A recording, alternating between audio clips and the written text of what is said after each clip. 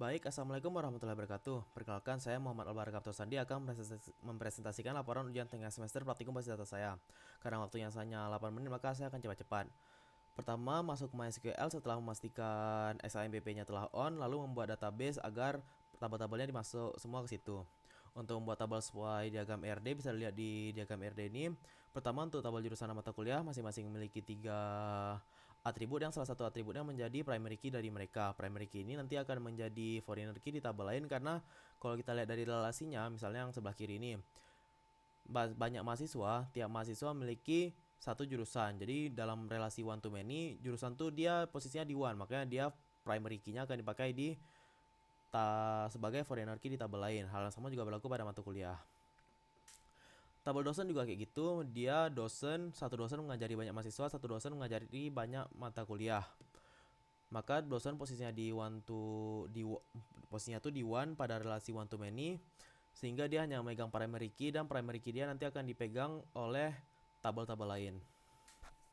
Untuk tabel mahasiswa juga malah kebalikannya. Mahasiswa kan posisinya tuh di many, banyak mahasiswa belajar pada satu dosen, banyak mahasiswa memiliki tiapnya masing-masing satu jurusan.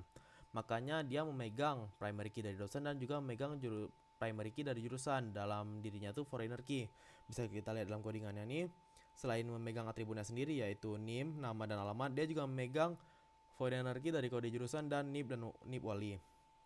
Di sini ada references itu untuk memastikan bahwa kode jurusan yang ini dan NIP wali yang ini tuh sama dengan kode jurusan di jurusan dan NIP wali di dosen, kayak gitu. Untuk tabel mengajar, sebenarnya tabel mengajar ini kan kalau kita lihat tuh dia relasi, tapi karena dia memiliki atribut maka dia juga bisa dianggap sebagai entitas. Kita tahu bahwa satu dosen dapat mengajar pada banyak kelas, dan satu mata kuliah juga dapat dibuka di banyak kelas pada semester yang sama. Makanya mengajar ini berada pada posisi many, sehingga tabel ini memiliki juga foreign key dari dosen dan juga memiliki foreign key dari mata kuliah. Bisa lihat di codingannya ini, dia jadi jembatan penghubung antara dosen dan mata kuliah. Selanjutnya, tabel membimbing dan mengikuti. Sebenarnya kan aneh, kenapa membimbing dan mengikuti ini kan sebuah relasi, bentuknya aja kayak diamond gini. Kenapa dia malah punya tabelnya sendiri?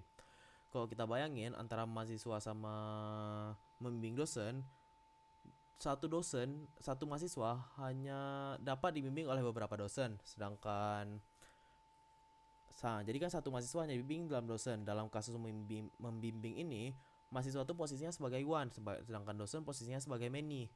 Oleh karena itu akan terjadi bentrok, dia akan jadi hal yang aneh terjadi di sini. Misalnya kalau kita nggak pakai membimbing ini kan berarti primary key dari dosen kita masukin ke mahasiswa. Apa yang akan terjadi seperti itu? Yang terjadi kan pasti nip dari dosen berada di kolom yang sama dengan nama mahasiswa. Jadi satu mahasiswa kakak, nip dosennya ada sampai 4 biji, karena dosen yang membimbing mahasiswa itu kan banyak, bukan cuma satu. Maka itu melanggar normalisasi yang harus kita lakukan. Dah kita pelajari di teori Bastard bahwa dalam tabel 1NF itu nggak boleh ada redundansi, harus masing-masing dipisah, kan melanggar.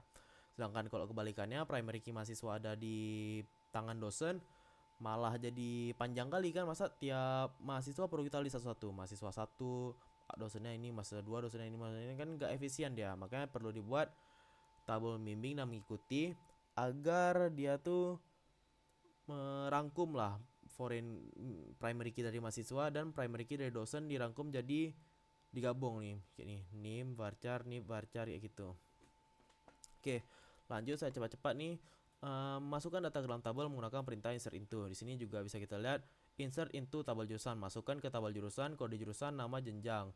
Di sini sesuaikan aja urutannya IF informatika S1. Ini juga tabel dosen, tabel mahasiswa, tabel mata kuliah. Masukkan ke tabel mengajar ini sesuai urutannya. Oke. Lalu menampilkan tabel secara keseluruhan. Menampilkan bentuk tabel itu pakai yang namanya select. Sedangkan bintang ini artinya keseluruhan. Kita tinggal baca aja. Tampilkan bentuk tabel keseluruhan, karena ada bintang ini dari tabel jurusan.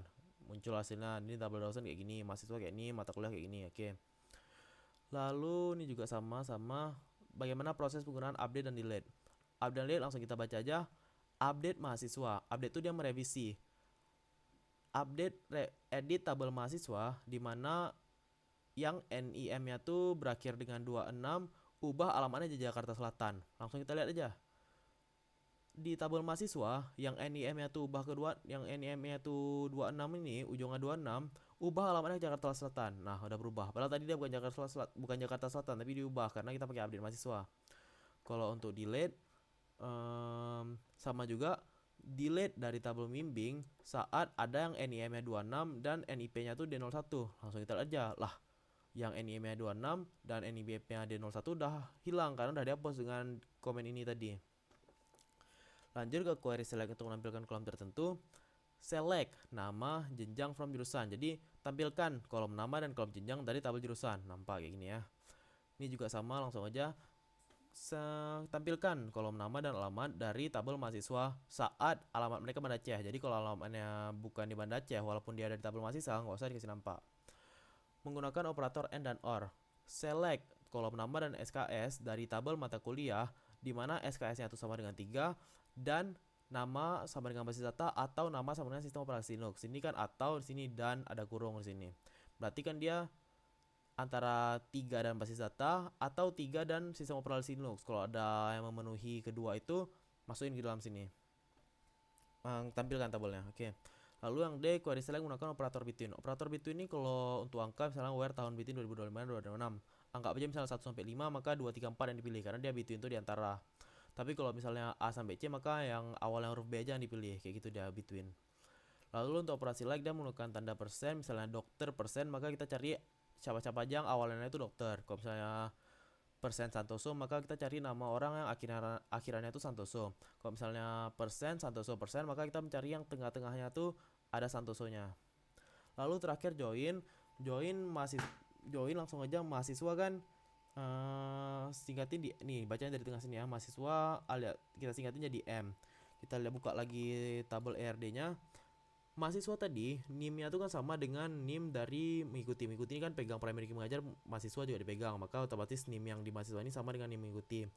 Lanjut lagi, yang ID kuliah yang ada di mengikuti pun sama dengan ID kuliah yang ada di mengajar. Lanjut di saat ini nih NIP-nya nih yang ada di mengajar kan sama dengan NIP yang ada dosen, otomatis kita juga punya akses ke dosen sekarang.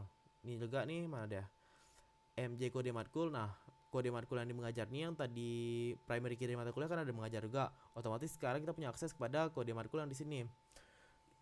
Ini kita lihat bahwa mahasiswa singkatin M, mengikuti IK, mengajar MJ, dosen D, mata kuliah MK.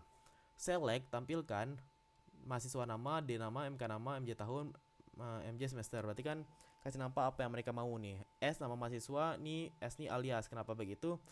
Karena kan di entitas mahasiswa ada nama, di entitas dosen ada nama. Biar nggak kebalik-balik kita buat aja alias. Dan itu mengaksesnya menampilkan data yang kita inginkan. Terima kasih telah mendengarkan. Wabillahi taufiq wal hidayah. Assalamualaikum warahmatullahi wabarakatuh. Kalau mau lebih lengkap, lebih jelas bisa dilihat dari laporan saya.